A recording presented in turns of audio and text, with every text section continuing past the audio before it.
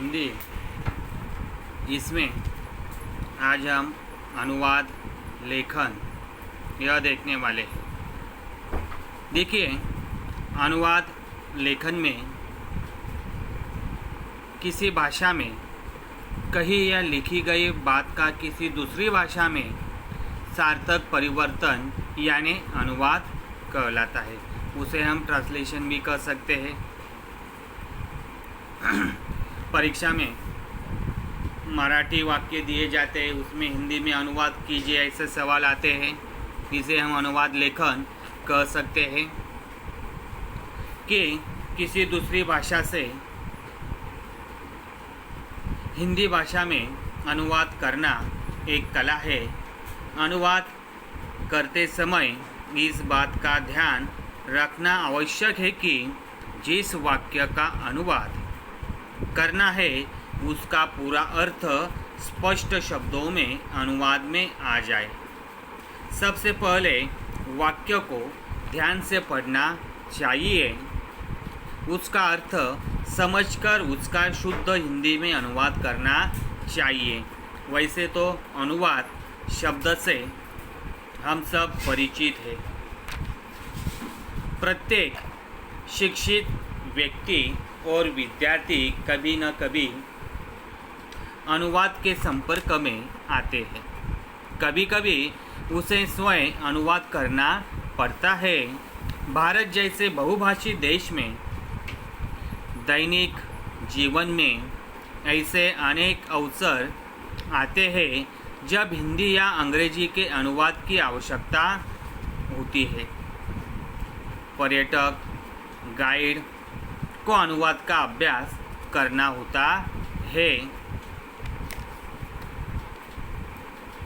तभी वह स्वदेशी और विदेशी पर्यटकों को तथा स्थानीय लोगों के बीच संपर्क सूत्र का काम कर सकता है। दूसरी स्थिति वह है जिससे वह किसी और के लिए अनुवाद को पढ़ता है। साहित्य के क्षेत्र में अनुवाद का कार्य काफ़ी समय से होता आ रहा है। रेलवे बुक स्टॉल पर महाकवि रविंद्रनाथ ठाकुर तथा प्रसिद्ध कथाकार शरद चंद्र की रचनाएं के हिंदी अनुवाद आसानी से मिल जाते हैं। रेलवे की आरक्षण पर्ची हिंदी अंग्रेजी दोनों भाषाओं में होती है।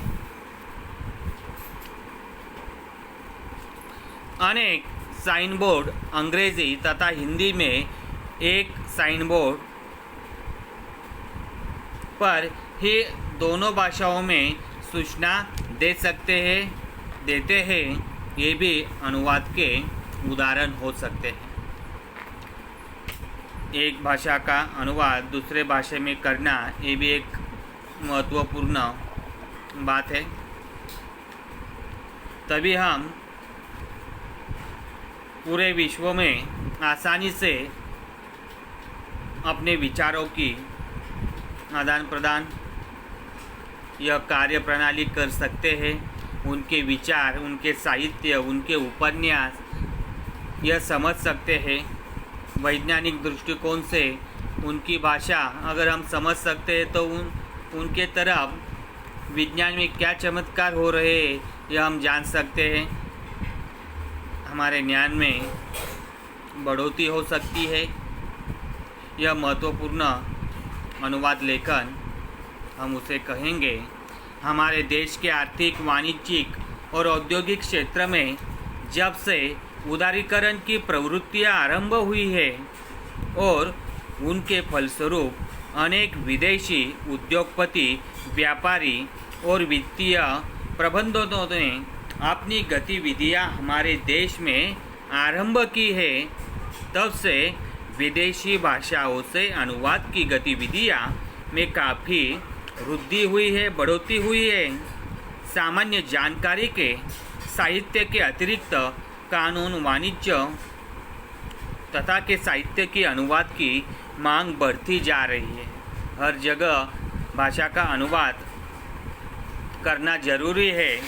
हर किसी को किसी राज्य में जो बोली भाषा बोली जाती है वह आएगी ऐसा नहीं, इसीलिए हमें वह अनुवाद आना चाहिए, हमने वह प्रयास करना चाहिए। यहाँ पर परीक्षा के माध्यम में जो सवाल आते हैं वो 4 या 5 अंक के लिए आपके लिए आएंगे। उसमें 4 प्रश्न पूछे जाते हैं किसी एक भाषा में और उसका अनुवाद या ट्रांसलेट करने के लिए कहते हैं। हिंदी में हो सकता है, मराठी या अंग्रेज़ी, 3 भाषाओं में परीक्षा में यह अनुवाद लेखन आता है। अगर मराठी में अनुवाद दिया है उसका रूपांतर या ट्रांसलेट उसे हम हिंदी में करने के लिए कहा जाता है और यह हमें आना चाहिए। यहाँ पर एक उदाहरण हम यहाँ पर देखने वाले हैं। देखिए,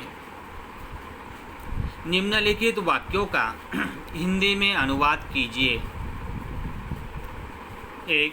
वन महोत्सवाच्या निमित्ताने आमच्या शाळेने वृक्षदिंडीचा कार्यक्रम आयोजित केला होता। अभी इस वाक्य का हिंदी में हमें अनुवाद करना है तो इस तरह होगा। उत्तर में 1. वन महोत्सव के उपलक्ष्य में हमारे विद्यालय ने वृक्षदिंडी का कार्यक्रम आयोजित किया था। अत्यंत सीधा ट्रांसलेशन यहाँ पर हुआ है। दूसरा उदाहरण देखेंगे। दूसरा प्रश्न, आता वैज्ञानिकांनी भूकंपाची शास्त्रीय कारणे शोधून काढली आहेत। हिंदी में उसका अनुवाद हो सकता है, अब वैज्ञानिकों ने भूकंप का वैज्ञानिक कारण खोज निकाला है। 3. मत्स्यग्रस्त माणसे कोणतेही दुष्कृत्य करण्यास सहजपणे प्रवृत्त होतात। हिंदी में अनुवाद हो सकता है, ईर्ष्यालु मनुष्य कोई भी बुरा कार्य करने के लिए आसानी से तैयार हो जाता है। और आखिर का जो 4 नंबर का है सवाल वो देखेंगे। अनेकदा बेकारांच्या बाबतीत विचित्र परिस्थिति उद्भवते। हिंदी में अनुवाद हम कर सकते हैं, अक्सर बेरोजगार लोगों के बारे में अजीब स्थिति उत्पन्न होती है। यहाँ पर हमने आज अनुवाद लेखन किस तरह करना है, अनुवाद लेखन के महत्व, इसके बारे में जानकारी हासिल की हुई है।